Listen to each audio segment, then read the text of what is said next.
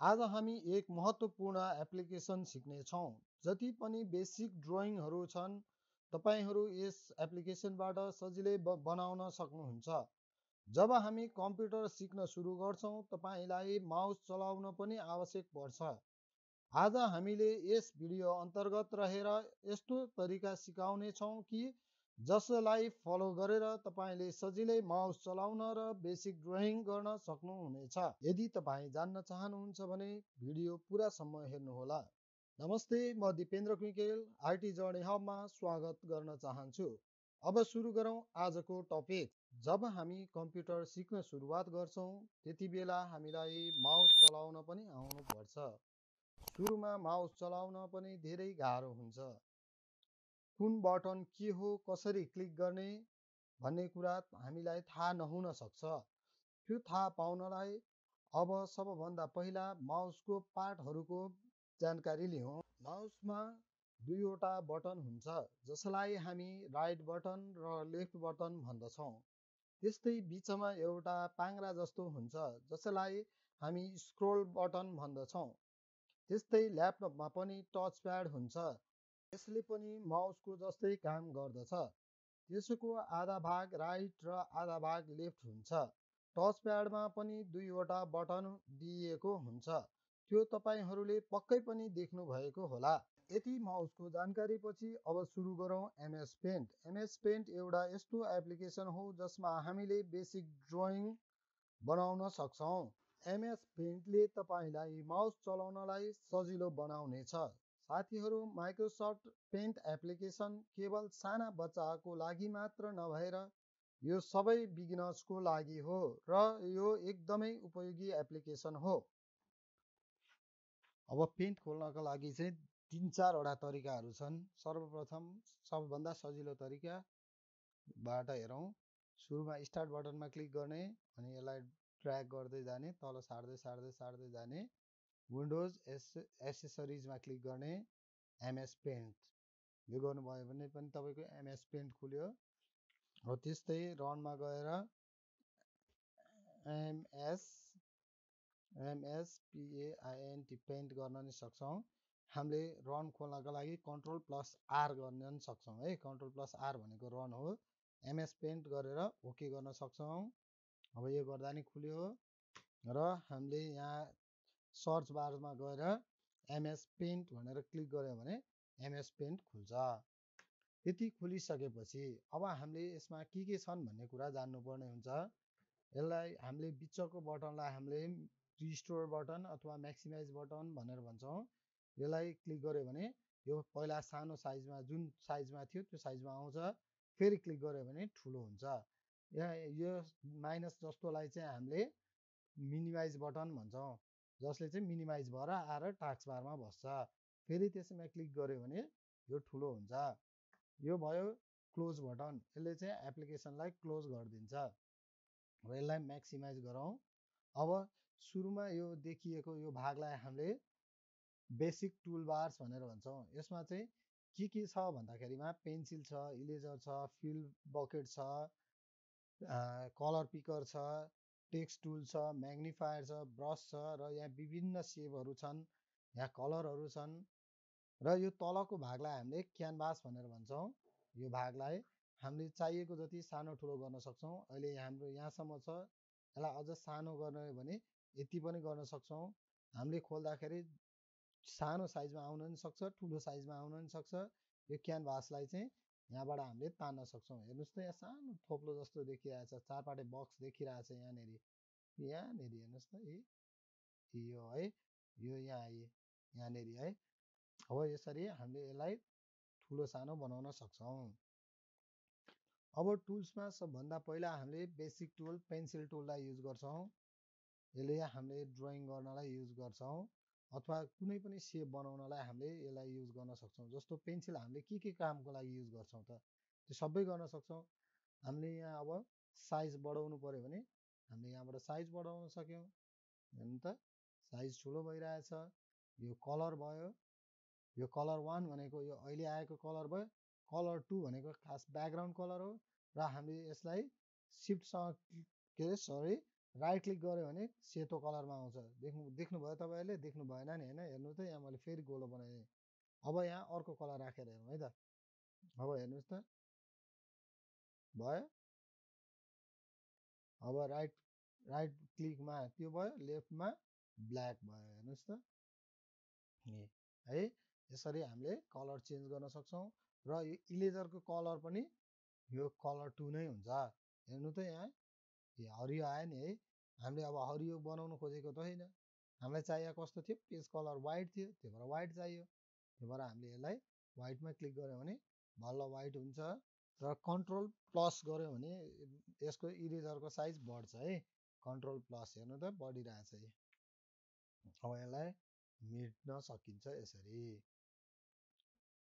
अब अर्को टुल्स छ हाम्रो कलर है। कलर फिल गर्ने। जस्तो अब हाम्रो यो पेजमा कलर चेन्ज गर्नु पर्यो भने के गर्ने त? हामीले यो बकेटमा क्लिक गरेर यहाँ ल्याएर क्लिक गरिदिँदा नि भयो। ब्ल्याक कलर भयो। अब राइट क्लिक गऱ्यो भने व्हाइट कलर हुन्छ। किन भन्दाखेरि हामीले व्हाइट छानिरहेछौँ। अब यहाँ रेड छान्यो, राइट क्लिक गऱ्यो रेड भयो, लेफ्ट क्लिक गऱ्यो ब्ल्याक भयो। यो चाहिँ हाम्रो कलर चेन्ज गर्नको लागि भयो। यो खास हामीले सेपहरूको कलरको लागि युज गर्छौँ है। जस्तो हाम्रो यहाँ सेप हाल्यो, यो सेप भयो। अब यसको कलर चेन्ज गर्नु पर्यो भने यहाँ गयो ब्ल्याक कलर है, फेरि क्लिक गऱ्यो व्हाइट कलर। किन व्हाइट भयो त? यसले चाहिँ सबैमा कलर हालिदियो। किनभने सिमिलर कलरमा चाहिँ यसले कलर गरिदिन्छ। जस्तो यो पेज पनि पुरै खाली थियो, खाली भएर त्यसले पुरै हाल्यो। जस्तो अब यसलाई यहाँ हामी ड्र्याग गरौँ एउटा होइन। अब यहाँ हेर्नु है, म यहाँ अहिले ब्ल्याक कलर हालिदिन्छु। हेर्नु है त, यहाँ कलर पिकरबाट ब्ल्याक कलर देख्नुभयो? यो भागमा त थिएन, हाम्रो त्यहाँ त तालिएको थियो। त्यो भएको भएर चाहिँ ब्ल्याक कलर त्यहाँभित्र नगएको हो। व्हाइट कलर गर्दाखेरि अब सबै भाग गयो। किन भन्दाखेरि त्यसको लाइनको कलर नै ब्ल्याक थियो, अनि त्यो ब्ल्याकमा व्हाइट कलर मिक्स भएर त्यो सबै गयो है। अब यो कलर पिकर भनेको चाहिँ कलर पिक गर्नलाई हो। जस्तो कुनै कलर हामीले यहाँ फिल गऱ्यौँ, त्यही कलर अर्को ठाउँमा पनि चाहियो भने हामीले कलर पिकर टुल्स युज गर्छौँ। अब ए भनेको चाहिँ हामीले यहाँ टाइप गर्नलाई हो। अब LCON welcome to IT your why journey HUB hub. अब हेर्नुहोस् त यो चाहिँ यहाँ नअटेर यो तल आएको, यो जुन बोर्डर छ नि यो लाइनमा नअटेर तल आएको हो। यसलाई हामीले यसरी तानेर यहीँ अट्ने बनाउन पनि सक्छौँ। अब हामीले फन्ट साइज चेन्ज गर्न सक्छौँ। यहाँ यसलाई सेलेक्ट गरेर यहाँ लिएर आएर ठुलो पार्न पनि सक्छौँ। हेर्नुहोस् यो ठुलो भयो। हामीले कलर चेन्ज गर्न पनि सक्छौँ। सरी के भयो, हामीले एकचोटि भइसकेपछि चाहिँ हामीले यसलाई केही पनि गर्न सक्दैनौँ है। एकचोटि हामीले त्यहाँ कलर हाल्दाखेरि मिलेन नि, अनि त्यो हामीले बाहिर क्लिक गऱ्यो, त्यो भएर यसको कलर बसेन। अब यहाँ फेरि क्लिक गर्दाखेरि चाहिँ अर्को आइरहेछ, अर्को टेक्स्ट लेख्ने भाग आइरहेछ है। अब यो चाहिँ म्याग्निफायर हो, यसले चाहिँ जुम गर्छ। जस्तो यहाँ हेर्नुहोस् त, लेफ्ट क्लिक गर्दा 200 र राइट गर्दा 100। यहाँनिर हेर्नु है, यहाँनिरदेखि चाहिँ 200 100 अझ बढ्यो। किन थाहा छ? मैले फेरि पनि लेफ्ट क्लिक गरेँ। अब राइट क्लिक गर्छु, राइट घट्यो है। अब यो भयो ब्रस टुल। यसले हामीले यहाँ लाइनहरू तान्न सक्छौँ। ब्रसले हाम्रो पेन्सिल र ब्रसमा के फरक छ? पेन्सिल भनेको मसिनो ड्रइङहरू गर्नलाई अलिकति मिलाउनको लागि भयो। ब्रसले चाहिँ हामीले ठुल्ठुलो कलरहरू गर्छौँ, ठुल्ठुलो साइजहरू मिलाउँछौँ है। हाम्रो ब्रस कस्तो लिने भन्ने कुरा यहाँबाट हामीले छान्न सक्छौँ। यो चाहिँ पेनले लेखेको जस्तो भयो। अब यहाँ अर्को हेर्नु, यो छ्यारेर लेखेर आउँछ ऊ, हाम्रो बिचमा खाली भए जस्तो है। अनि यो अर्को यो अर्को ब्रस भयो। हेर्नु त, ब्रस पनि विभिन्न छ। हामीले यसको साइजहरू बढाउने घटाउने यहाँबाट गर्न सक्छौँ।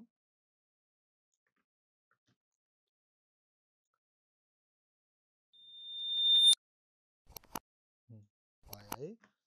अब अर्को ब्रस लियौँ, पेन्सिल जस्तै, यो चाहिँ सानो है, अलि सार्पमा छ।